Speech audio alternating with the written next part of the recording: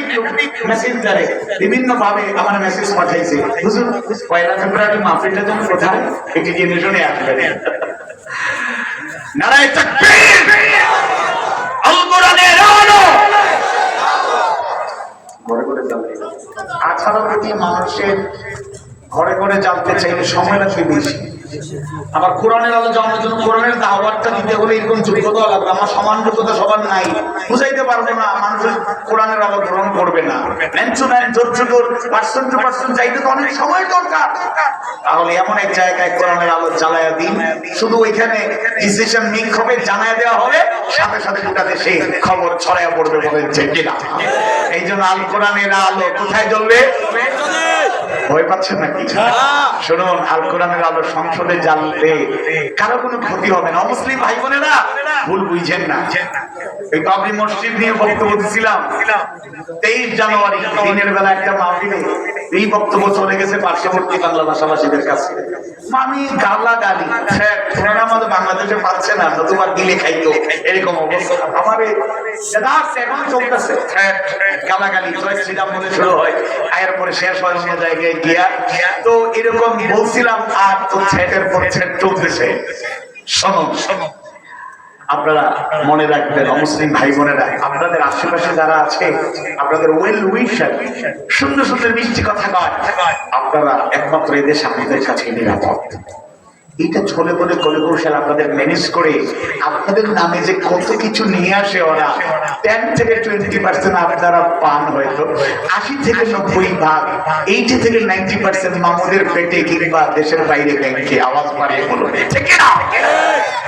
ইসলাম, কোরআন, হাদিস, সুন্নাহ প্রত্যেকের অধিকার দিয়েছে। মুসলিমরা 100% নিরাপদ থাকবেন। আমাদের দেশের কনস্টিটিউশন যদি হয় কোরআনুল কারীম, এই কোরআন মুসলিমদের ঠকায় নাই, তাদের 100% নিরাপত্তা অধিকার দেওয়ার নজির স্থাপন করেছে। আল্লাহু আকবার। শুধু সংসদে কোরআনের আলো জ্বললে কিছু মেম্বার অফ পার্লামেন্ট আর মেম্বার অফ পার্লামেন্ট হতে পারবে না। কারা তারা?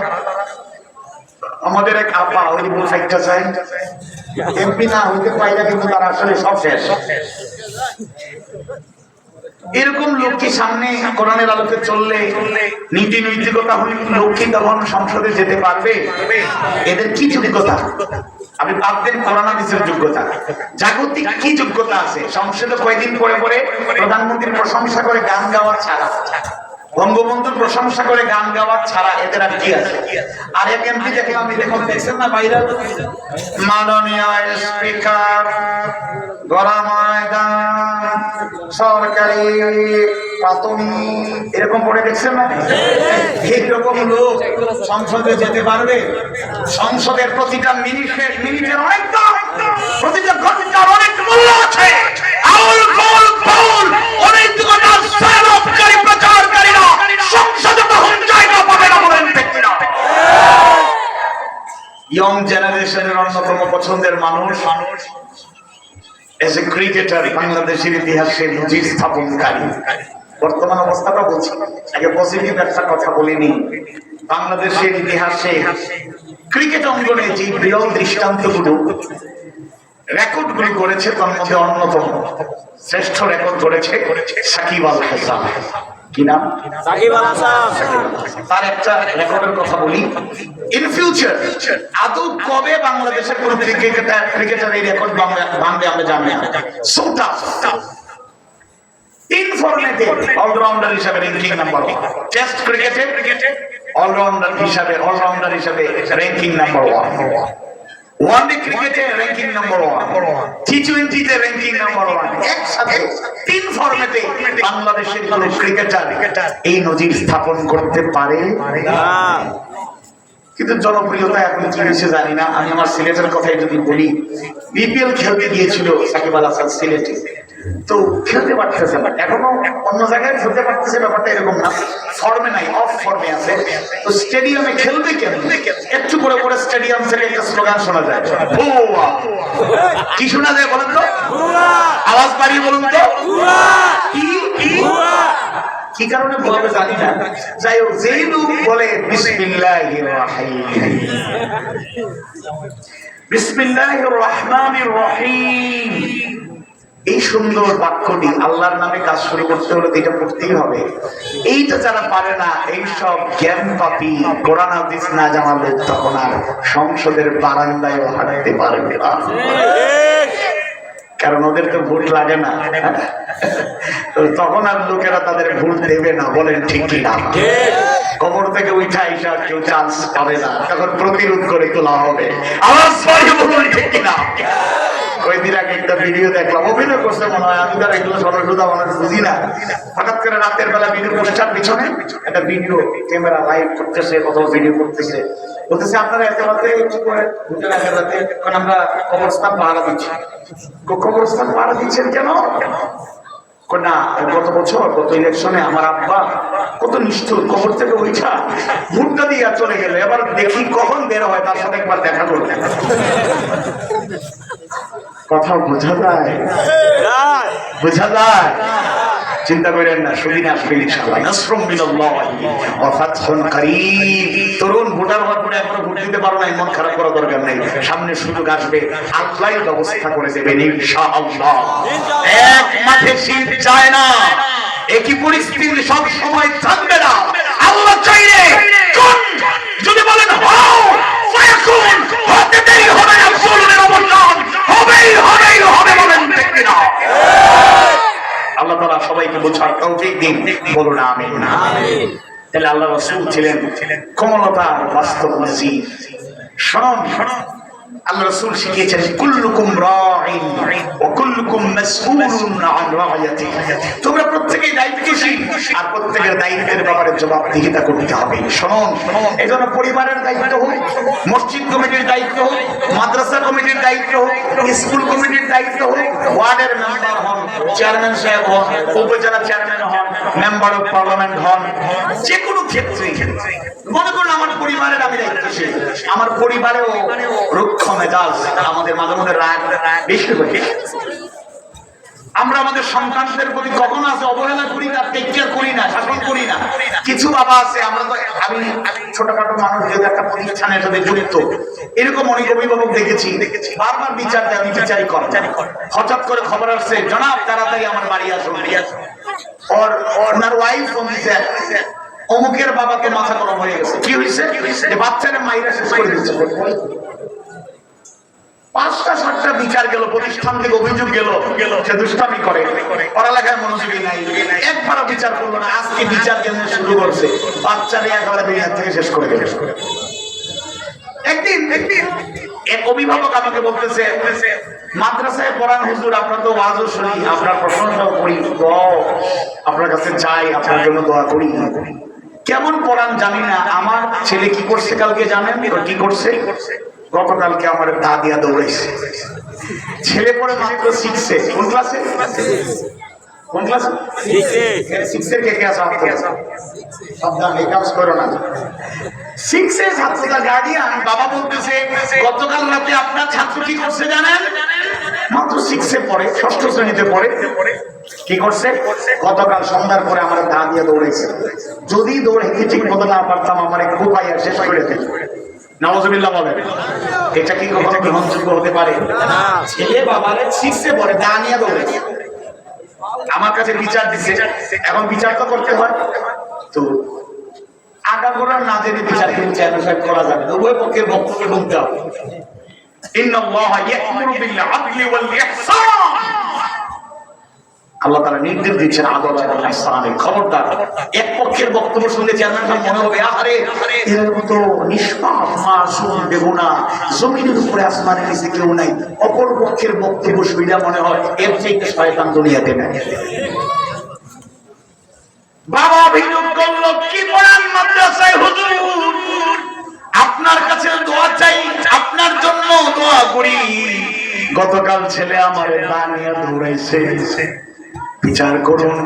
আমি আমার ছাত্রকে ডাকলাম, আদর করে মাথায় হাত তুলি, সুন্দর ভাবে তার কিছুই বুঝাতে দেই নাই, আস্তে ধীরে তার মন মানসিকতা অবজার্ভ করলাম। এরপরে বললাম, তোমার আব্বা তোমাকে কতটুকু ভালোবাসেন কিছু বলে না? একটু পরে বললাম, বলো তো কারণটা কি? ঘরের মালিক জানে তো ঘরে কি আছে নাকি? আচ্ছা, কিছু বলি নাই, তোমার আব্বার দাঁড়িয়ে দৌড়াইছো বলি নাই। প্রথমে বললাম তোমার আব্বা তোমাকে কতটুকু আদর করে সে কিছু বলো। এরপরে বললাম কারণ কি, কারণ কি মানে কি দাঁড়িয়ে কেন দৌড়াইছো? এবার সে আবেগ দিয়ে চোখের পানি ছলছল করতেছে যে হুজুর আমি যা করছি ভুল করছি। কি করছি? ভুল করছি। তবে কেন করলাম? আমার আব্বা আমাকে মারতে মারতে যখন আমার বুকের উপরে দাঁড়াইয়া লাফাচ্ছে, আমি মনে করতেছি আমার শ্বাস এখন বন্ধ হয়ে যাবে, আমি মারা যাবো। বাঁচার জন্য আমার সকল শক্তি দিয়ে আব্বার ধাক্কা দিয়া ফালাইয়া তা কাছে ছিল একটু দৌড়াইছি, আসলে পারতাম না। তাহলে আপনি বাবা হয়ে সন্তানের বুকের উপরে যে আজান দেবেন, এটা কি শাসন হইতে পারে? আওয়াজ বাড়ি হলে শাসন হইতে পারে? পুলিশকে দেখলেই, র্যাবকে দেখলেই, বিজিবি দেখলেই, সেনাবাহিনীর হরণ শুনলেই অনেকের কাঁপিয়ে শুরু। প্রশাসনে যারা দায়িত্ব পালন করে আপনারা রাগ দেখাইয়া দায়িত্ব পালন করতে হবে জরুরি না। আপনি স্বাভাবিক থেকেও আপনার দায়িত্ব পালন করা সম্ভব। তবে মাঝে মধ্যে চেহারা একটু পরিবর্তন না করলে এই জাতি তো বাঙালি থাকবে, এরা জাতে মাতাল তালে ঠিক। যদি অপরাধী হয় এমন ফেরেশতার মতো কথা কয়, মনে হবে তার মতো নিষ্পাপ নিষ্কলুষ কেউ নেই। তো রাসূলের সুন্নাত তো কারাগারে যাওয়া, আমারও একাধিকবার যাওয়ার তৌফিক হয়েছে আলহামদুলিল্লাহ। তো চিন্তা করেন না বইয়ের মামলা বা অন্য কোনো মামলায় যাইনি, পলিটিক্যাল মামলাতেই গেছি আর কি। যাই হোক, ওয়াজ থেকে নেমে যাওয়ার পরে এরকম একটা মিথ্যা মামলায় যাই হোক আমাকে নিয়ে গেছিল, লাস্ট 5.5 মাস ছিলাম আলহামদুলিল্লাহ। তো সেখানে গিয়ে দিনের কাজ হয়েছে, বলেন আলহামদুলিল্লাহ। তো কিছু লোক মাঝে মধ্যে আসতো, কষ্ট দুঃখ শেয়ার করতো। তো এক লোক এসে একবার এমন ভাবে বিনয়ী ভাব, মানে কি করবে আমার খিদমত করবে, খিদমত। হুজুর কি দরকার আপনারা বলবেন। মাঝে মধ্যে আমাকে না বলে আমার কাপড় ছাড়া ধুয়ে দেয়। দেখা হলে ভাই আমার কাপড় ধুয়ে দিলে আমি ধুয়ে দিয়ে শুকিয়ে টুকিয়ে নিয়ে আসি। না এই কাজ করবেন না, ঠিক আছে আমি আমার অল্প একটু কাপড় আমি ধুয়ে দেবো। অথবা কিছু নির্দিষ্ট কর্মচারী আছে তাদেরকে একটু টাকা দিলে, হাতিয়ে দিলে তারা কাপড় ধুয়ে দেয়। এত বিনয়ী পরে একজন আমারে বললো এই এত কাছে মিশতেছে, সাবধান থাকেন তো। কেন? যেরকম দেখতেছেন সেই রকম না, এর মতো ক্রিমিনাল এই ওয়ার্ডে অন্তত কেউ নাই। 150 জন লোকের মধ্যে এর মতো ক্রিমিনাল আর কেউ। শুনুন, এজন্য কথায় কথায় কারো লাগেনি একটা ভাব কিনা শাসন করা, এটা সুইটেবল নয়, প্রপার ওয়ে নয়। আপনি আপনার সন্তানদেরকে মানুষ করতে চাইলেও বিনয়ী হয়ে, নম্র হয়ে, ভালোবাসা দিয়ে বোঝানো যায় নাকি যায় না? রাসূল শিখিয়েছেন এবং বলেছেন আকরিমু আওলাদাকুম ওয়া আহসিনু আদাবাহুম। আল্লাহ রাসূল বলেন তোমরা তোমাদের সন্তানদেরকে বেশি বেশি সম্মান করো, মানে বেশি বেশি আদর করো, স্নেহ করো। ওয়া আহসিনু আদাবাহুম, আর উত্তম তালিম তারবিয়াত শিক্ষা দাও। সুবহানাল্লাহ। ভালোবাসা দিয়ে সব কাজ আদায় করা যায়।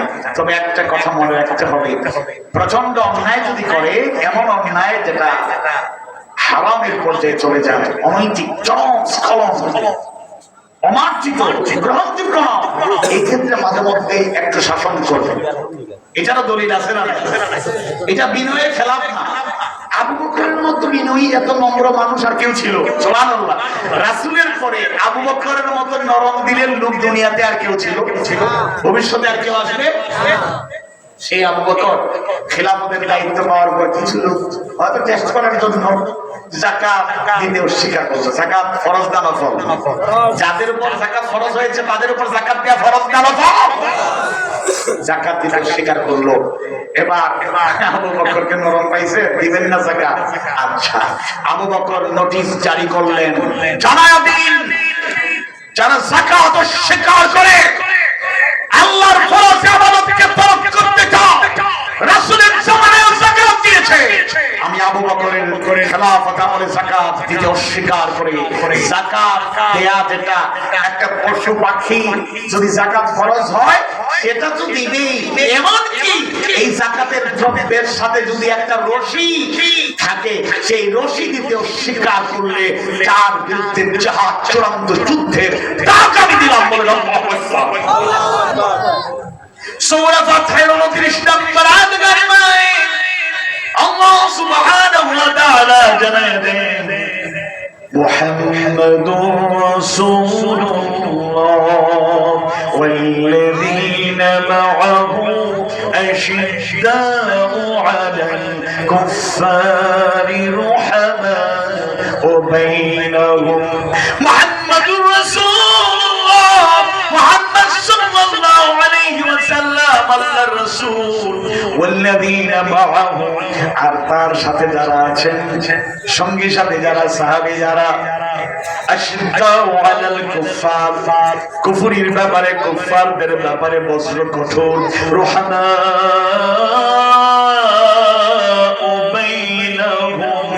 আর পরস্পরের জন্য অত্যন্ত রহমদিল জুড়ে কোন সুবহানাল্লাহ একে অপরের প্রতি অন্তরঙ্গ সম্পর্ক একে অপরের প্রতি অত্যন্ত কোমল কিন্তু আশিদ্দাউ আলাল কুফার কুফরির ব্যাপারে কুফারদের ব্যাপারে বজ্র কঠোর আওয়াজ বাড়ি বলুন আল্লাহু আকবার আওয়াজ বাড়ি বলি আল্লাহু আকবার নারে তাকবীর লিল্লাহি তাকবীর আল কোরআনের আলো সংসদে